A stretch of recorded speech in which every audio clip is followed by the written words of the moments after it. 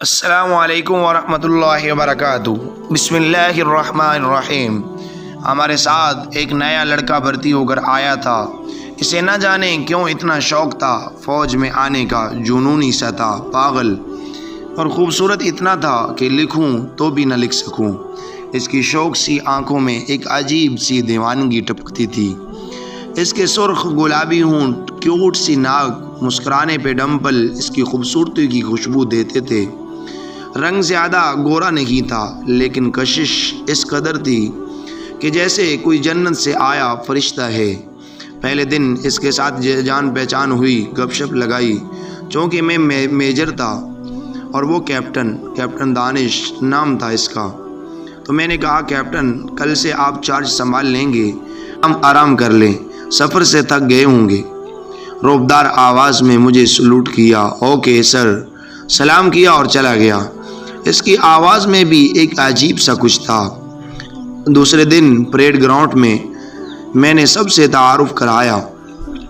اس کا اخلاق ایسا تھا کہ جیسے کسی بے جان کو بھی سانسیں بخش سکتا تھا، کسی دشمن کو بھی سینے سے لگا سکتا تھا۔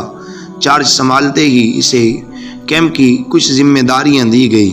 وہ اپنی ڈیوٹی ذمہ داری سے نبھاتا، دن گزرتے گئے، میں اس کے بہت قریب آتا گیا۔ مجھے اس کی عادت ہونے لگی۔ وہ اتنا اچھا تھا کہ اس کی یونٹ کے سپاہی بھی اسے پسند کرتے، دل سے اس کی عزت کرنے لگے۔ لیکن وہ کبھی کبھی بچوں جیسی شرارتیں بھی کیا کرتا تھا جو مجھے بہت بھاتی تھی۔ خیر، وقت کے ساتھ ساتھ جان پہچان بڑھی اور ہم بہت اچھے دوست بن گئے۔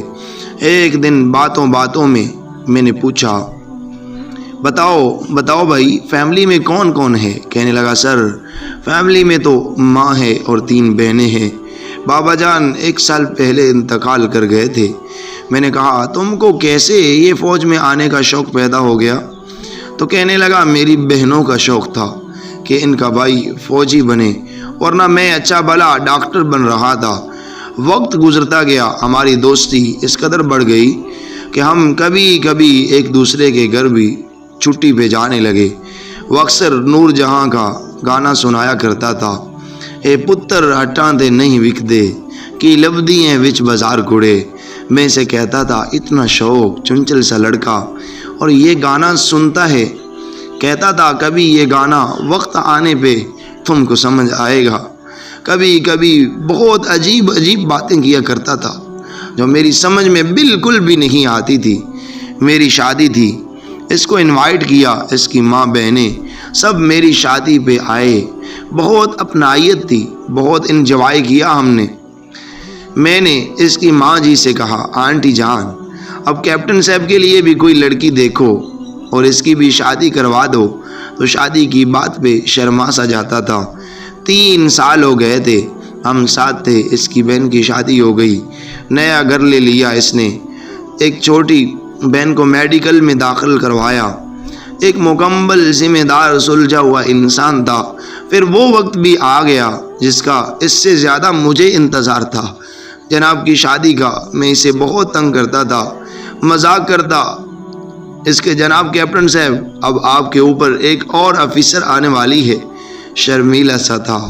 گھر گیا، منگنی اور شادی کے دن طے ہوئے۔ اس کے واپس آیا، پوری یونٹ کو مٹھائی بانٹی، سب کے ساتھ اتنا گل مل چکا تھا کہ جیسے وہ ہمارے جسم کا کوئی حصہ ہو۔ خیر، جناب کی شادی کا وقت قریب آ پہنچا۔ چھٹی کی درخواست دی، چھٹی منظور ہوئی۔ تو ان دنوں بارڈر پہ حالات کچھ ٹھیک نہیں تھے، تو میں بارڈر پہ تھا۔ وہ مجھے ملنے آیا، سلوٹ کیا اور کہنے لگا، سر آج رات 9 بجے میں روانہ ہو رہا ہوں، آپ بھی پرسوں پہنچ جانا شادی پہ۔ میں نے مسکرا کر اس کی طرف دیکھا اور زور کی جپی لگائی اور کہا، جوان فکر نہ کرو، میں پہنچ جاؤں گا۔ باتیں ہو رہی تھی ہم میں، اچانک سے مجھے وائرلیس پہ آواز آئی، سر کچھ دشمنوں نے فوجیوں پر اچانک سے حملہ کر دیا ہے، اوور۔ میں نے بھی پوزیشن سنبھالتے ہوئے دانش سے کہا، دانش تم جاؤ جلدی سے۔ وہ رک گیا، سر چلا جاتا ہوں، ابھی 1 گھنٹہ ہے میری ڈیوٹی آف ہونے میں، ذرا کچھ نیکی میں بھی کما لوں۔ میں نے کہا، دانش تم جاؤ، ہم دیکھ لیں گے، لیکن کہاں سننے والا تھا۔ اس نے بندوق اٹھائی اور پوزیشن لے لی۔ اتنے میں ایک دوسرا میسج آیا کہ تمام چھٹی جانے والوں کی چھٹی روک دی جائے، بارڈر پر حالات بہت سخت ہو گئے ہیں، اوور۔ اتنے میں دڑ دڑ گولیوں کی آوازیں گونجنے لگی۔ دشمنوں نے حملہ کر دیا تھا۔ میں، دانش اور ساتھ 4 سپاہیوں کے ہم نے پوزیشن لے لی۔ 2 گھنٹے تک لڑتے رہے۔ گولیاں رکنے کا نام ہی نہیں لے رہی تھی۔ ہم کو اس مورچے سے دوسرے مورچے تک جانا تھا، کیسے بھی، کیونکہ ہمارا اسلحہ دوسرے مورچے میں تھا۔ ہم 3 گھنٹے گزر گئے لڑتے ہوئے۔ میں نے وائرلیس پہ بولنا شروع کیا، ہمارے پاس گولیاں ختم ہو رہی ہیں، ہم کو بیک اپ دیا جائے۔ اوور، دانش کہنے لگا۔ تم لوگ ایسا کرو، ایک ایک کر کے وہاں جاؤ، اس مورچے پہ میں جہاں ان کا دھیان لگاتا ہوں۔ میں نے کہا نہیں دانش، تم پاگل ہو گئے ہو، میں جہاں دیکھتا ہوں تم سب جاؤ۔ نہیں، وہ کہاں ماننے والا تھا۔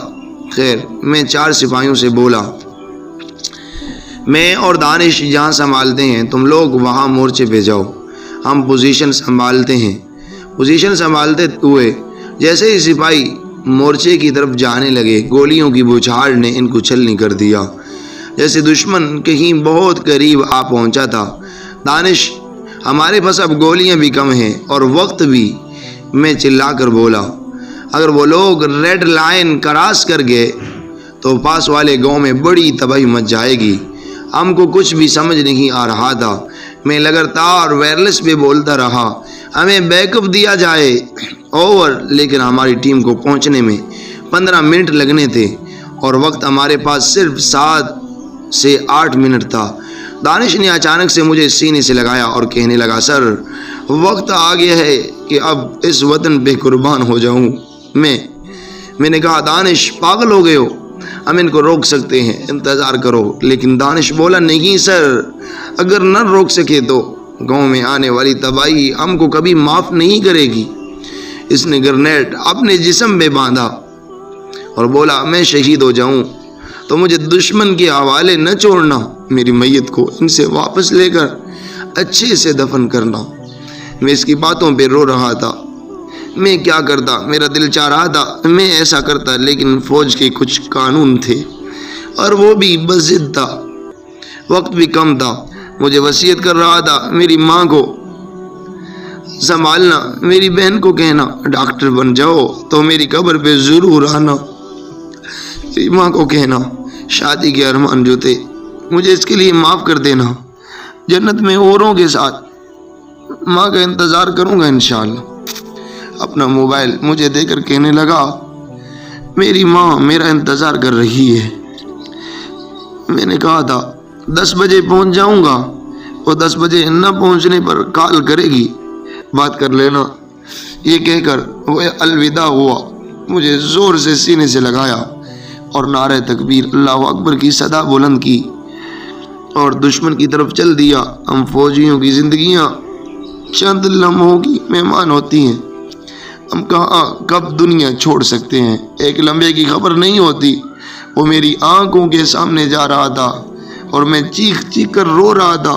پرسوں اس کی شادی تھی، بہنیں، ماں، دلہن سب انتظار میں تھے کہ کیپٹن دانش گھر آ رہا ہے، جہاں خدا کچھ اور پلان کر چکا تھا۔ وہ دیکھتے ہی دیکھتے ان کے پاس پہنچ کر زوردار دھماکہ ہوا اور دشمن کو جہنم واصل کر دیا۔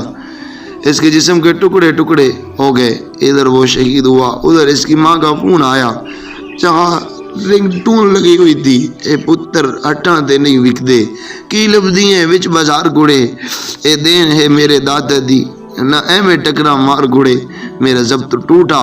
میں چیخ چیخ کر رونے لگا، ایک حسین فرشتہ ملک پہ قربان ہو گیا۔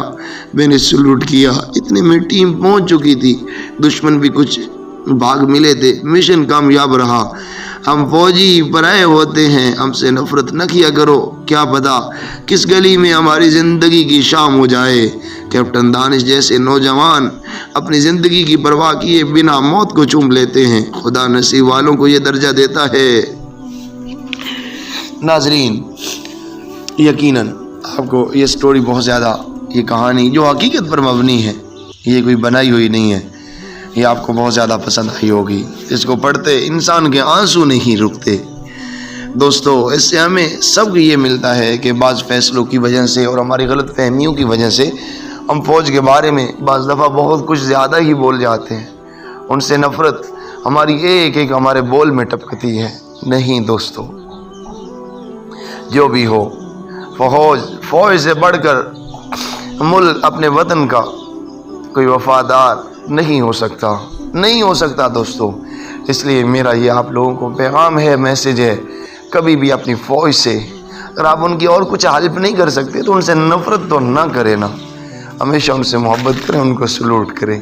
جزاکم اللہ خیر۔ اگر آپ یہ چاہتے ہیں کہ اچھی اچھی سٹوریز اور ناولز اور ڈائجسٹ اور اس طرح کی انفارمیشن ہم تک پہنچتی رہے تو پلیز ہمارے چینل کو سبسکرائب کیجئے اور ساتھ دیے گئے بیل آئیکن کو بھی پریس کر لیجئے تاکہ ہر آنے والی نیو اپڈیٹس سب سے پہلے آپ تک پہنچتی رہے۔